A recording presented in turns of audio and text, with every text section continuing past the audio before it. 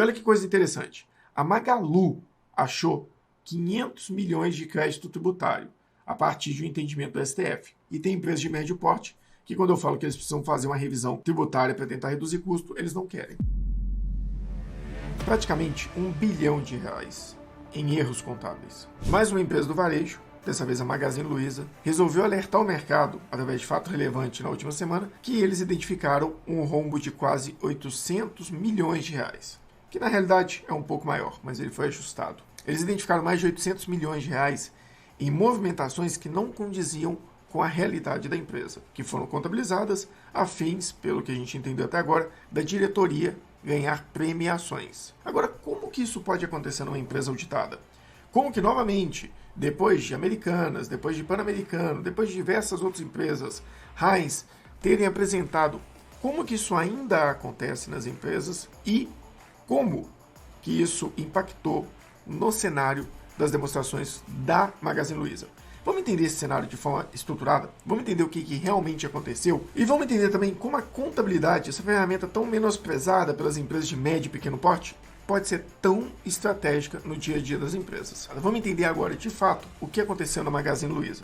Porque aqui, vocês sabem, a pauta é sempre a mesma. Gestão, planejamento e muita contabilidade estratégica.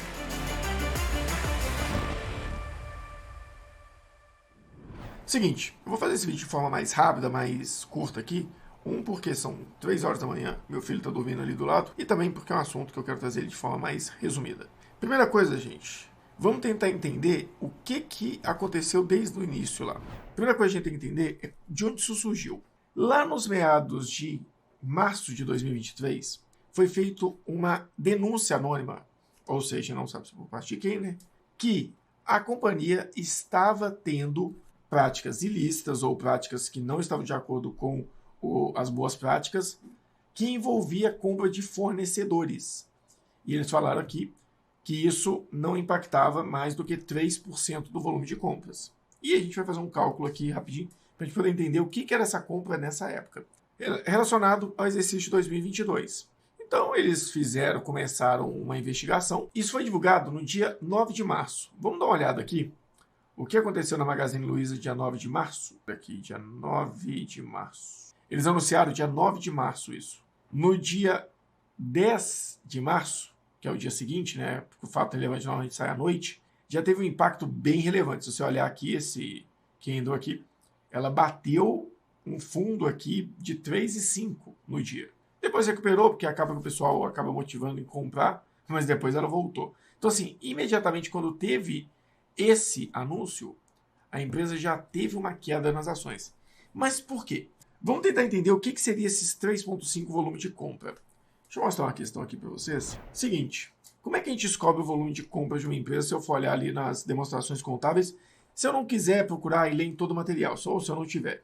Todo mundo conhece uma fórmula básica da contabilidade gerencial, que é o seguinte: para você descobrir o custo da mercadoria da empresa, você tem ali estoque inicial mais compras menos estoque final é igual a CMV. Ou seja, eu consigo descobrir o custo se eu tivesse as informações. Agora, como é que eu vou descobrir as compras? Vamos dar uma olhada aqui na Magazine Luiza. Se eu venho aqui no relatório de 2022, vamos pegar da controladora, no lugar de pegar da consolidado. Vamos pegar o consolidado aqui, não vai fazer tanta diferença. Se eu venho aqui em ativo, eu quero ativo, aqui ó, ativo, eu tenho estoque. Então eu tenho estoque inicial ali do 2021, eu tinha um estoque inicial que é o final de 2021, né? 9,1 bilhão de reais. Quanto que era o meu estoque final em 2022? Quanto que era o meu estoque? Só mostrar para vocês aqui. Meu estoque inicial em 2022, ou seja, final de 2021, estoque final de 2022. Então, eu tenho estoque inicial 9,1 e estoque final 7,8. Só que eu não tenho compras. E é isso que eu quero descobrir. Vamos dar uma olhada aqui. Vamos pegar o custo de mercadoria vendida. 27 bilhões. Só para a gente arredondar isso aqui mais ou menos. Então eu tenho aqui 27 bilhões. Na realidade, 27. 27. Vamos arredondar. Agora, quanto foram minhas compras? Gente, isso aqui é matemática, é bem simples. Na realidade, eu vou pegar ali se inventário mais compras menos estoque final é igual a CMV.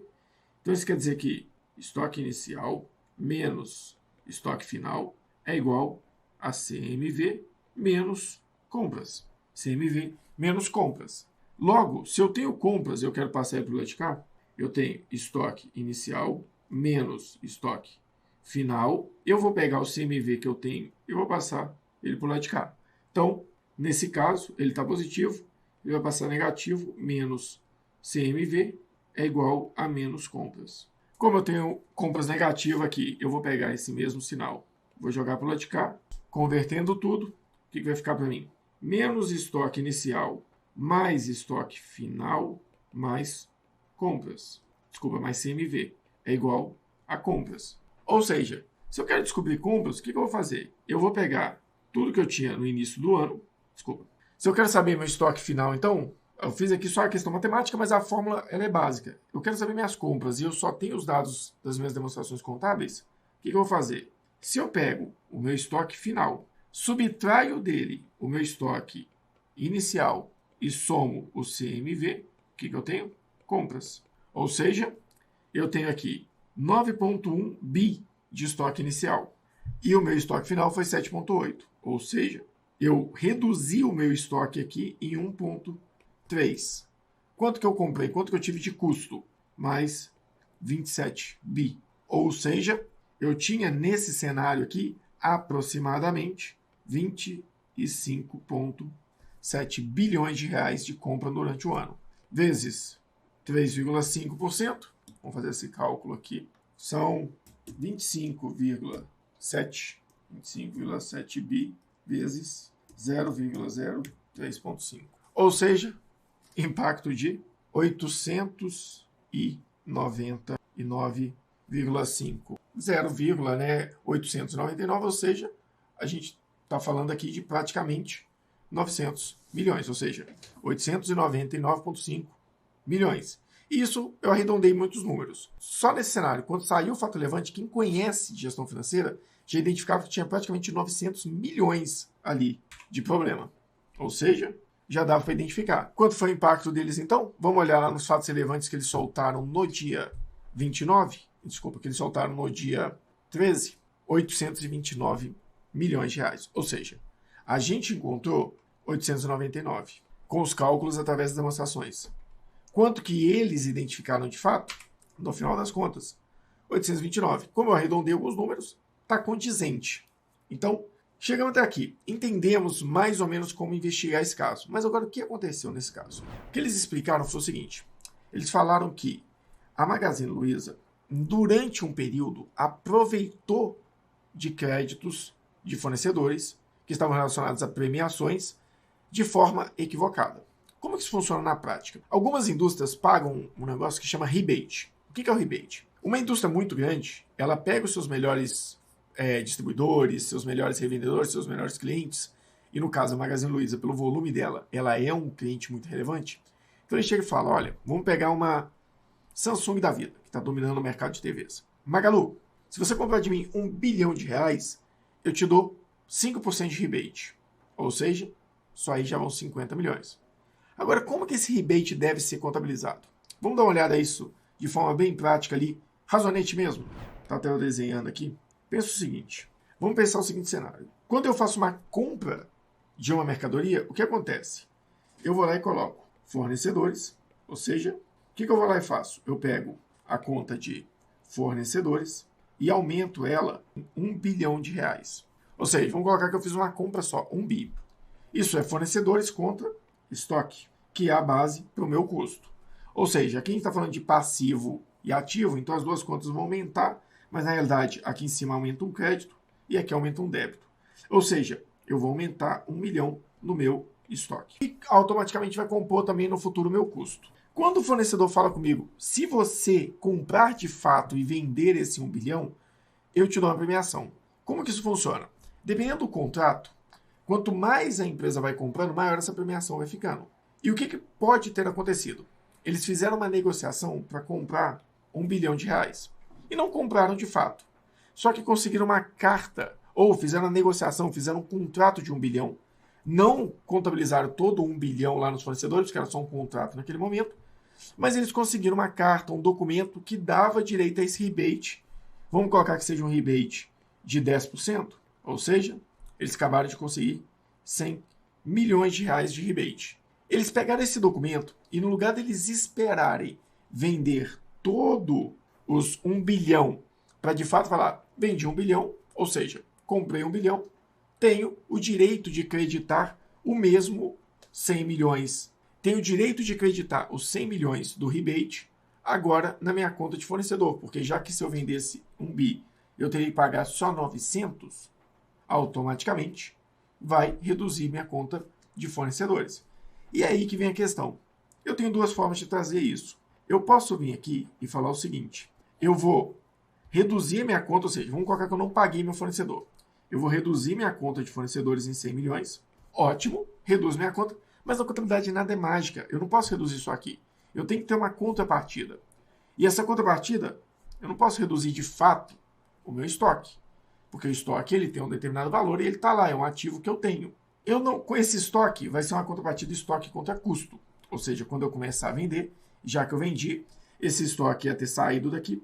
Gente, estou desconsiderando toda a parte de tributos, tá? De crédito e tributos. Vamos colocar que eu vendesse tudo isso aqui. Eu ia zerar meu estoque e o meu CMV ia estar mais alto em um mesmo 1 bilhão. Quando eu fizesse isso e tivesse 1 bilhão aqui, ou seja, eu comprei, registrei fornecedor, registrei estoque. Eu vendi, eu baixei, isso aqui são vendas. Eu vendi, eu baixei o meu estoque com custo e aumentei o meu custo. Só que na hora que eu vou lá reconhecer o meu rebate, eu vou lá e reduzo o meu fornecedor, porque eu não devo ele esse valor todo. Ele me deu um desconto e eu preciso reconhecer. Eu posso pegar esse desconto e gerar receita. Falar que é receita de desconto de fornecedores. Aí depende do apetite a risco de cada empresário. Ou seja, e aumentar minha receita aqui em 100 milhões. Outras pessoas vão lá e reduzem CMV. Porque aí quando eu tenho receita financeira, 4,65 de PIS e COFINS, quando eu só deduzo o custo, eu só vou ter impacto lá no meu lucro real na hora que eu for apurar o IR e a contribuição social. Então, eles podem ter reconhecido isso aqui como receita ou podem ter reconhecido isso aqui na dedução do custo. O importante é que, se você olha para uma DRE de forma pragmática, estaria ali receita de... Vamos colocar que eu vendi esse mesmo 1 bilhão que eu comprei por... Vamos falar que eu vendi ele por 1,2 bilhões. Vendi ele por 1,2 bilhões. Vou tirar aqui 1 bilhão de custo, nem sei quantos zeros tem aqui. Me sobraria 200 milhões de receita. Vezes 34%, aí eu teria aqui mais ou menos 68 milhões, sobrariam 132 milhões de reais de resultado para a empresa. Se eu venho aqui e reconheço essa receita, eu teria 1,2 bilhões. Eu vou começar a diminuir os zeros aqui para ficar mais fácil, tá?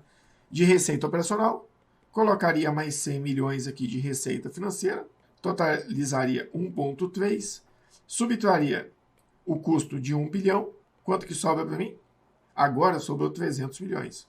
Ou seja, aí eu tenho 34% sobre isso, daria praticamente 92? Não, 102. 102 milhões de IR contribuição social, meu resultado seria 198. Muito maior do que aqui.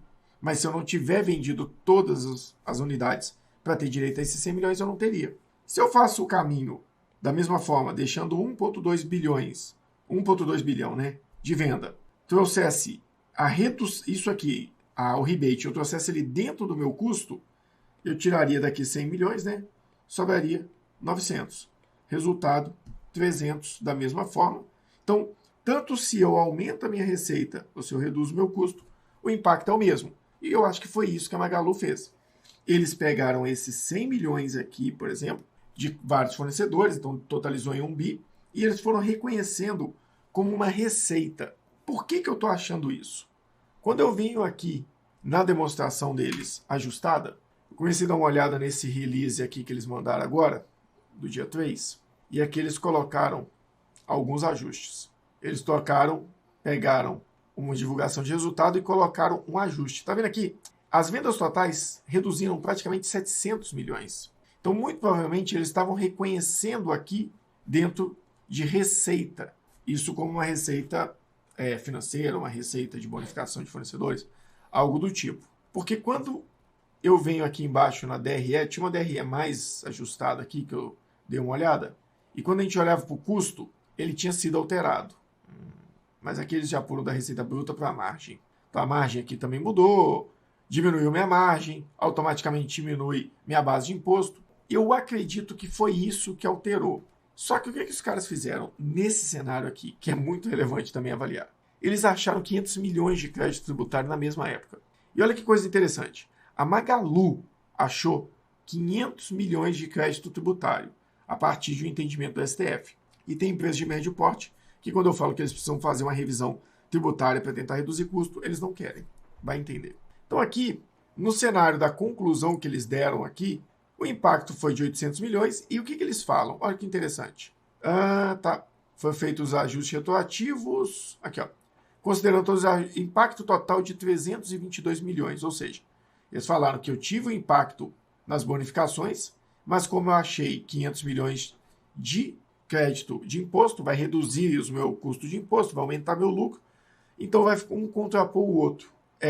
Mas isso aqui que eu gostei de ver, aqui ó, diante dos fatos apurados, o Conselho de Administração determinou, nos termos do CPC 23, políticas contábeis, mudança de estimativa e retificação de erro, a correção dos lançamentos contábeis, que resultaram em um ajuste do patrimônio líquido no valor de 830 milhões, líquido de impostos e sem impacto no seu fluxo de caixa. Por que sem impacto no seu fluxo de caixa? Porque não vai impactar a caixa. Na realidade, o que alterou isso aqui foi redução de receita lá no passado e muito provavelmente a reversão deveria gerar uma dívida. Então, se é um crédito que eu apurei que não existe, então se eu tiro o crédito, seja receita, seja o que for, lá da minha receita ou do meu custo, automaticamente o que vai acontecer? Impacto lá no meu fornecedor. Então eles devem estar aumentando a dívida de fornecedor. Como que a gente vai ver isso? No balanço. Então vamos dar uma olhada aqui, ó.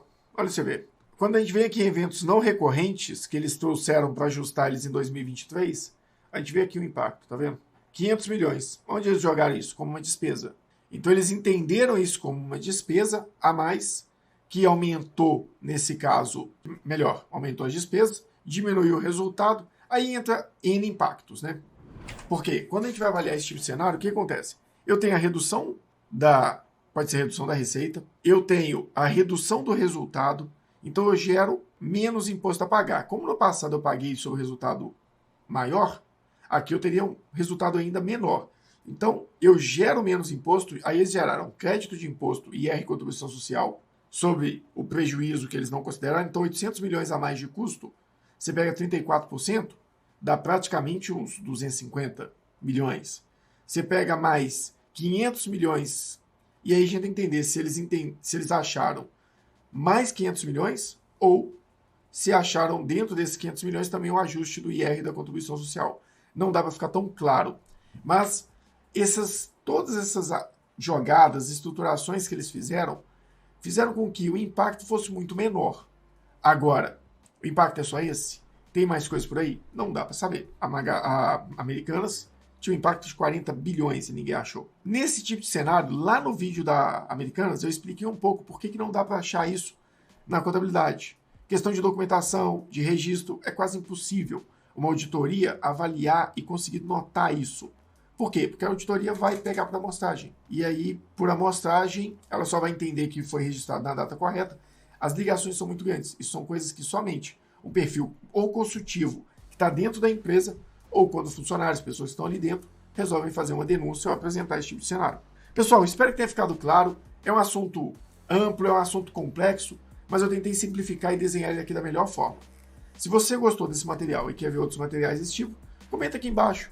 Fala para mim sobre o que você gostaria de fazer, outras análises que você gostaria de trazer, que você gostaria que a gente trouxesse aqui no canal, e vai compartilhando com a gente aqui o que você acha desse tipo de situação.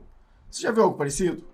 Já trabalhou em alguma empresa que movimentações contábeis eram feitas e as pessoas não conseguiam notar isso através de auditoria ou através de análises dessas demonstrações? Já viu erros contábeis, mesmo que não por má fé, impactarem na tomada de decisão? Comenta aqui. Vamos conversar um pouco sobre esse tipo de assunto aqui nos comentários. Pessoal, agradeço. Se você quiser ver um pouco mais sobre esse tipo de assunto, sobre coisas do dia a dia, de forma mais prática, aí eu recomendo que você siga a gente lá nas redes sociais. Carlos Pires Consultor, Pro Resultado e Resultado em Foco. em todas as redes. Quer ver conteúdo mais raiz, mais longo, mais estruturado? Continua assistindo aqui no YouTube. Tem muito material bom. Eu vou ficando por aqui e até a próxima. Eu sou o Carlos Pires e aqui a gente fala de planejamento, gestão e muita contabilidade estratégica.